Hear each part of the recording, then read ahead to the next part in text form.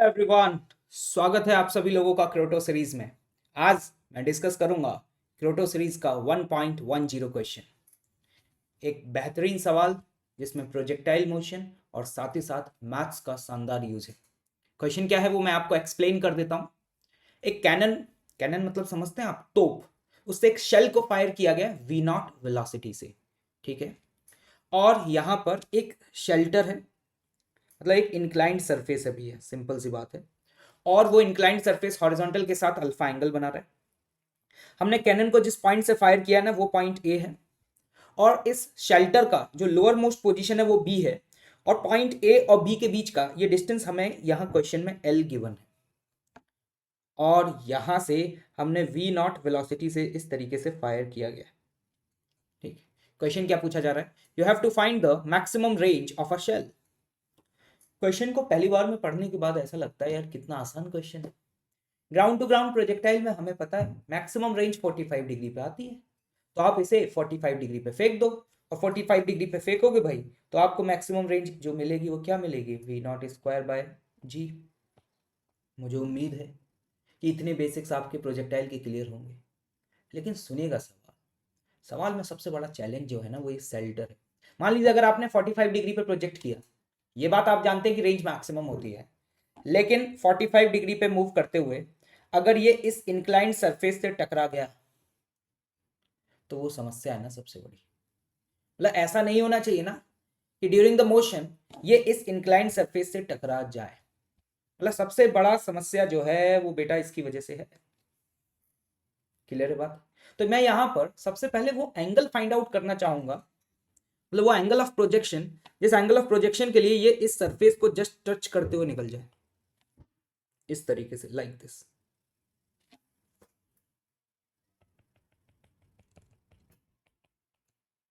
या इसी बात को मैं ऐसे बोल सकता हूं कि हमें वो एंगल फाइंड आउट करना होगा जिसके लिए ये जो सरफेस है ना ये टेंजेंट हो। इसके लिए हम क्या करें? इसके लिए अब हम थोड़ा सा मैथ्स का यूज करते हैं। अपन ने क्या किया, यहाँ पर एक और सरफेस बना लिया, और ये जो सरफेस है ना ये हमारे उस इंक्लाइंड सरफेस के पैरेलल है, तो ऑब्वियस सी बात है ये एंगल अल्फा हो जाएगा। इसका जो एंगल ऑफ प्रोजेक्शन है हॉरिजॉन्टल के साथ ये थीटा है। ऐसा बनाने से क्या हुआ सुनिएगा ध्यान से। मैं यहां पर ये बोल सकता हूं कि इस वेलोसिटी को दो कंपोनेंट में अभी रिजॉल्व किया जा सकता है, एक इंक्लाइन प्लेन के अलोंग और एक इंक्लाइन प्लेन के परपेंडिकुलर। मैं यहां पर अपने एक्स और वाई एक्सिस जो सेलेक्ट कर रहा हूं वो मैं आपको बता देता हूं। ये मेरे लिए एक्स एक्सिस है, और ये एक्सिस जो है ये मेरे लिए वाई एक्सिस है। तो वेलोसिटी का वो कंपोनेंट जो अलोंग द एक्स एक्सिस है वो क्या है? ध्यान से देखिएगा, यहाँ पे एक्स एक्सिस जो है ना वो अलोंग द इंक्लाइन प्लेन है, तो आपको समझ में आ रहा होगा इंक्लाइन सरफेस के साथ बेटा ये वाला जो एंगल है ना वो थीटा माइनस अल्फा है। तो यहाँ पर वेलोसिटी का वो कंपोनेंट जो इस सरफेस के अलोंग आएगा वो होगा V naught cos theta minus alpha, और वेलोसिटी का वो कंपोनेंट जो वाई के अलोंग आएगा वो कितना होगा? तो यहाँ से देखने के बाद हम कह सकते हैं कि जो यू वाई है उस यू वाई का वैल्यू होगा V naught sine theta minus alpha. अगर मैं ये बोल रहा हूं कि जस्ट ये इस सरफेस को टच कर रहा है और टच करते हुए निकल गया, तो इसका मतलब है हम ये कह सकते हैं कि यहां पर इस गिवन पॉइंट पर वेलोसिटी का वो कंपोनेंट जो वाई के अलोंग है वो जीरो होना चाहिए। इसी बात को हम ऐसे भी कह सकते हैं कि भाई वेलोसिटी का वो कंपोनेंट जो एक्स एक्सिस के अलोंग है सिर्फ वही एग्जिस्ट करेगा। आप इस सवाल को ऐसे सोचिए जैसे कि मैंने प्रोजेक्टाइल ऑन इंक्लाइंड सरफेस फेंका है, और अगर ये प्रोजेक्टाइल ऑन इंक्लाइंड सरफेस है और जस्ट इस पॉइंट को टच कर रहा है, तो मैं यहां पर ये कह सकता हूं ये इसके लिए मैक्सिमम हाइट होगी। और अगर ये मैक्सिमम हाइट है तो डेफिनेटली इस पॉइंट पर टॉप एज पर उसका वाई कंपोनेंट क्या होगा? जीरो। तो चलिए फर्स्ट ऑफ ऑल हम यहाँ पे एच मैक्स निकालते हैं। अभी आपको थोड़ी देर में समझ में आ जाएगा कि ये सब हम क्यों कर रहे हैं। याद रखिएगा यहाँ पे अगर आपसे कोई पूछे तो थीटा क्या है? थीटा वो एंगल ऑफ प्रोजेक्शन है जिस पे ये जस्ट इस सरफेस को टच करते हुए गया है। ठीक है भाई, चलिए हम यहाँ पे थर्ड इक्वेशन ऑफ मोशन का यूज करने जा रहे हैं। Third equation of motion use क्यों कर रहे हैं? क्योंकि हमें यहाँ पर वेलोसिटी पता है इनिशियल, हमें पता है फाइनली इस पॉइंट पे वेलोसिटी जीरो हो जाएगी। आप जानते हैं कि एक्सेलरेशन वर्टिकली डाउनवर्ड डायरेक्शन में जी है। इस जी के दो कंपोनेंट होंगे, एक अलोंग और एक परपेंडिकुलर। परपेंडिकुलर वाला जो कंपोनेंट है ना वो इस समय आपका हो जाएगा जी कॉस अल्फा, और अलोंग वाला जो कंपोनेंट है वो होगा जी साइन अल्फा। तो अगर हम यहाँ पे थर्ड इक्वेशन ऑफ मोशन लगाएं तो हम लिखेंगे वी वाई स्क्वायर बराबर, जल्दी बताओ भाई, U Y square plus 2ay into S Y. Y direction में थर्ड इक्वेशन ऑफ मोशन लगा रहा हूँ। ऐसा क्यों कर रहा हूँ ये बात आपको क्लियर होगा। वाई डायरेक्शन में वेलोसिटी 0, यू वाई की वैल्यू हमें ऑलरेडी पता है, this is V naught sine theta minus alpha का होल स्क्वायर प्लस 2ay की वैल्यू लिखेंगे minus of G cos alpha into S Y, displacement Y axis के along H max. I hope कि आपको यहाँ पे ये बात समझ में आ रही होगी कि मैंने यहाँ नेगेटिव साइन क्यों लगाया है, क्योंकि एक्सेलरेशन वाई एक्सिस के अलोंग जो है ना वो डाउनवर्ड डायरेक्शन में। यहाँ से सॉल्व करने पे बेटा एच मैक्स की वैल्यू आ जाती है। ये एच मैक्स की वैल्यू क्या आती है, V naught square sine square theta minus alpha divided by 2g cos alpha. आप इस वैल्यू को डायरेक्ट भी लिख सकते थे अगर आपको थोड़ा सा बेसिक नॉलेज है about the projectile on inclined surface. आपको पता होगा कि वहां पे जो मैक्सिमम हाइट होती है वो मैक्सिमम हाइट होती है वाई कंपोनेंट का square divided by 2 multiplied by acceleration का वाई कंपोनेंट। तो एक्चुअली में ये वही लिखा हुआ है, this is a Y component of acceleration और ये वाई कंपोनेंट का स्क्वायर है। तो आप वहां से भी डायरेक्ट इस रिजल्ट को लिख सकते हैं, आपको इन सारे स्टेप्स को फॉलो करने की जरूरत नहीं थी। चलिए यहां पर जरा ऑब्जर्व करिएगा, अगर ये एच मैक्स है और अगर मैं पूछूं ये लेंथ क्या होगी, ये वाली लेंथ, ये लेंथ और ये लेंथ आपस में बराबर है और इस लेंथ को आप एल के टर्म्स में लिख सकते हैं। अगर ये लेंथ यहाँ पे एल है और ये एंगल अल्फा है तो मुझे यहाँ पे क्लियरली ऑब्जर्व हो रहा है कि ये वाली जो लेंथ है वो हो जाएगी L sine alpha, this one. और इस एच मैक्सिमम की वैल्यू को मैं यहां पर एल साइन अल्फा के बराबर लिख देता हूं। क्लियर? यहां से देखिएगा, ऑब्जर्व करिएगा, sign square theta minus alpha की जो वैल्यू है वो मेरे सामने आ जाएगी कितना, G 2 sine alpha into cos alpha, एक term L divided by V naught square. Observe करिएगा ये वाला टर्म आपके सामने क्या बन रहा है, साइन 2 अल्फा। तो यहाँ पर इसी टर्म को ऐसे लिखा जा सकता है, sine square theta minus alpha is equal to G L multiplied by sine 2 alpha divided by V naught square. याद रखिएगा हमारा यहाँ पे मेन ऑब्जेक्टिव क्या है, हमारा मेन ऑब्जेक्टिव है हमें थीटा फाइंड आउट करना है। थीटा फाइंड आउट करना है, स्क्वायर रूट करते हैं, अल्फा को उधर ले जाते हैं। तो आप ऑब्जर्व कर पा रहे होंगे यहाँ पे थीटा की जो वैल्यू आएगी that is alpha plus sine inverse of square root of G L sine 2 alpha divided by V naught square. I hope कि आप लोगों को अभी तक समझ आ गया होगा। भाई बहुत मेहनत लगी है थीटा निकालने में। एक काम करते हैं भाई, पहले इस थीटा को ना डब्बे में बंद कर देते हैं। अब अपने आप से सवाल पूछिए थीटा क्या है। ये वो एंगल ऑफ प्रोजेक्शन है जिस एंगल ऑफ प्रोजेक्शन पर प्रोजेक्टाइल जस्ट उस इंक्लाइंड सरफेस को टच करते हुए निकलेगा। क्लियर? अब सुनिएगा यार, थीटा आपका तभी डिफाइन होगा जब ये वाला टर्म जो अंदर लिखा हुआ है ना ये लेस देन 1 होगा। अगर आपने इनवर्स ट्रिग्नोमेट्रिक फंक्शन पढ़ा है तो आपको समझ में आना चाहिए ये वाला जो टर्म है ये -1 से +1 के बीच में होना चाहिए, लेकिन ये स्क्वायर रूट के अंदर है तो ऑब्वियस सी बात है पॉजिटिव ही होगा।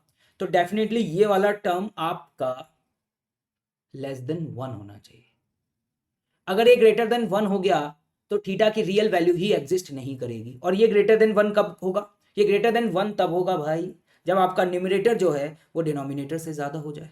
मतलब मैं यहां पर ये कह सकता हूं कि अगर जी एल साइन 2 अल्फा की वैल्यू ग्रेटर देन आ जाती है वी नॉट स्क्वायर से, मतलब यहां से देख करके हमें समझ आ रहा है कि अगर तुम्हारा sine 2 alpha is greater than है क्या, V naught square by G L के, अगर ये इनइक्वालिटी सेटिस्फाई कर रही है तो एक्चुअली में थीटा की कोई रियल वैल्यू ही एग्जिस्ट नहीं करेगी। इसका मतलब समझ रहे हैं, मतलब जनाब ऐसा कोई एंगल ऑफ प्रोजेक्शन ही नहीं होगा जिसमें वो आपका शेल उस शेल्टर को टच करे। मतलब मैं यहां पर ये कह सकता हूं, आप इसे किसी भी एंगल पर फेंक लीजिए, कोई भी एंगल हो, हर एंगल पर वो बिना शेल्टर को टच किए ही नीचे आ जाएगा। तो बहुत बढ़िया है, समस्या तो यही थी। तो अगर यहां पे जब कोई थीटा की रियल वैल्यू ही एग्जिस्ट नहीं कर रही है, मतलब ये मेरा केस नंबर 1 हो गया, तो हम लोग यहां पे डायरेक्टली ये बात कह सकते हैं ना कि भैया सिंपल सी बात है, उस केस में तो रेंज आपको तभी मैक्सिमम मिलेगी जब आपका एंगल ऑफ प्रोजेक्शन 45 डिग्री होगा। क्योंकि जब थीटा की कोई रियल वैल्यू ही एग्जिस्ट नहीं कर रही है जिस पे वो टच करे, तो सिंपल सा 45 पे फेंको, और 45 पे फेंकोगे तुम्हें पता है उस केस में एल की मैक्सिमम वैल्यू कितनी हो जाएगी, v naught square divided by g, this will be your answer. लेकिन this is a first case जब एक्चुअली में थीटा एग्जिस्ट नहीं कर रहा। आपको याद होगा कि मैंने इस क्वेश्चन के इनिशियल फेज में ही आपको बता दिया था कि यहाँ पे मैथ्स का भी काफी शानदार यूज है। केस नंबर 2 क्या बनेगा, केस नंबर 2 ये बनेगा कि यहाँ पे थीटा की रियल वैल्यू एग्जिस्ट करेगी। अब अगर थीटा की यहाँ पे रियल वैल्यू एग्जिस्ट कर रही है तो यहाँ पे आपके सामने दो पॉसिबिलिटीज हो सकती हैं कि आपका जो थीटा है ना वो थीटा ग्रेटर देन 45 डिग्री हो, या फिर आपका जो थीटा है ना वो लेस देन 45 डिग्री हो। थीटा याद रखना, दोबारा से फिर से रिपीट कर रहा हूं, वो एंगल ऑफ प्रोजेक्शन जिस पे वो सरफेस को टच करेगा। यार एक बात बताओ, अगर थीटा तुम्हारा 45 से ज्यादा है, सपोज ये एंगल जो है लेट अस से 55 है, तो बिंदास रहो ना। तुम्हें पता ही है कि तुम्हारी रेंज 45 पे मैक्सिमम आती है। तुम्हारी जो रेंज है वो कब मैक्सिमम आती है, 45 पे मैक्सिमम आती है, क्योंकि 0 से 45 तक रेंज बढ़ती है और 45 के बाद डिक्रीज करती है। तो अगर आपका वो एंगल जिस पे वो टच कर रहा है वो एंगल 45 से ज्यादा आ रहा है, तो आपको इस पे फेंकने की जरूरत क्या है ना, 45 पे फेंको, डेफिनेटली 45 पे वो उसे टच नहीं करेगा। और इस वाले केस में हम सीधे सीधे कह सकते हैं कि हमारी जो एंगल ऑफ प्रोजेक्शन होगा वो 45 डिग्री होगा, और अगेन फिर से हमारी जो मैक्सिमम वैल्यू है वो कितनी हो जाएगी, वी नॉट स्क्वायर बाई जी हो जाएगी। और अगर हमारा एंगल 45 से कम है तो क्या करोगे, अगर आपका ये एंगल 45 से कम है तो आप इसी एंगल पर फेंक दो, क्योंकि हम ये जानते हैं कि 0 से 45 आते में रेंज लगातार बढ़ती रहती है। तो ये जो भी एंगल निकल करके आया उसी पर अगर हम फेंकते हैं तो ये जस्ट उस इंक्लाइंड सरफेस को टच करते हुए निकल जाएगा, तो इसके करस्पॉन्डिंग जो रेंज आएगी वो हमारी मैक्सिमम होगी। तो इस केस में अगर हमसे पूछा जाए मैक्सिमम रेंज क्या आएगी, तो यहाँ पे आप ये फॉर्मूला लगाएंगे, फिर V naught square divided by G into sine 2 theta, और थीटा की वैल्यू बेटा निकाल चुके हो, ये रखी है वैल्यू। इस वैल्यू को यहाँ पे क्या कर देंगे, substitute 2 alpha plus sine inverse of square root of G L sine 2 alpha divided by V naught square.